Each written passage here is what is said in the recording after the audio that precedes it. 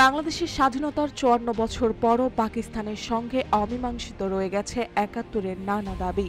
স্বাধীনতার আগে $৪.৫২ বিলিয়ন পাওনা ভোলা সাইক্লোনের জন্য আসা বৈদেশিক সাহায্য, আটকে পড়া পাকিস্তানিদের প্রত্যাবাসন এবং সবচেয়ে বড় বিষয় ১৯৭১ সালের গণহত্যার স্বীকৃতি ও ক্ষমা প্রার্থনা। এসব প্রশ্নে ইসলামাবাদ বারবার এড়িয়ে গেলেও ঢাকা সফরে এসে পাকিস্তানের পররাষ্ট্রমন্ত্রী ইসহাক দার দাবি করেছেন এগুলো দুইবার সমাধান হয়ে গেছে। তবে বাংলাদেশ স্পষ্ট জানিয়ে দিয়েছেন এখনও বকেয়া রয়ে গেছে ইতিহাসের অনেক হিসাব।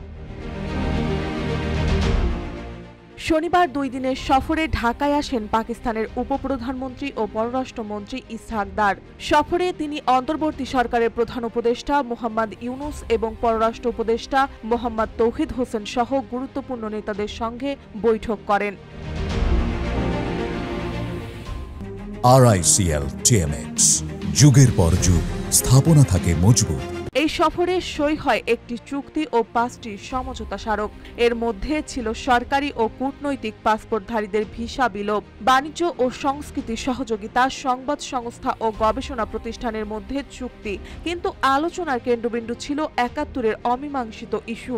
সাংবাদিকদের প্রশ্নে ইসহাক দার দাবি করেন ১৯৭৪ সালে ত্রিপক্ষীয় চুক্তি এবং ২০০২ সালে পারভেজ মোশাররফের দুঃখ প্রকাশের মধ্যে দিয়ে এসব সমস্যার সমাধান হয়ে গেছে।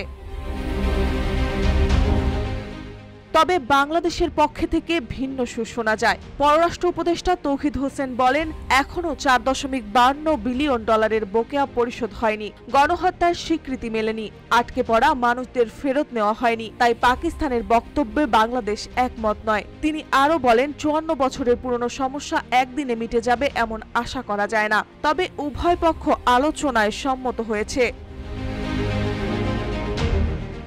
এছাড়া সফরে ইসহাক দার বিএনপি, জামায়াত ও এনসিপি নেতাদের সঙ্গেও বৈঠক করেন, যা ঘিরে রাজনৈতিক মহলে নানা প্রশ্ন উঠেছে। ঢাকা সফরে পাকিস্তানের সঙ্গে কিছু নতুন চুক্তি হলে ইতিহাসের দ্বার এখনো অমীমাংসিত। তাই প্রশ্ন থেকেই যাচ্ছে, আলোচনার টেবিলে বসে কি একদিন সত্যি মিটবে অতীতের সব বকেয়া, নাকি সম্পর্ক এগোনোর কথা বারবার ফিরে আসবে ৭১-এর সেই অমীমাংসিত হিসাবে। মার্জিয়া মৌ, রূপালী বাংলাদেশ।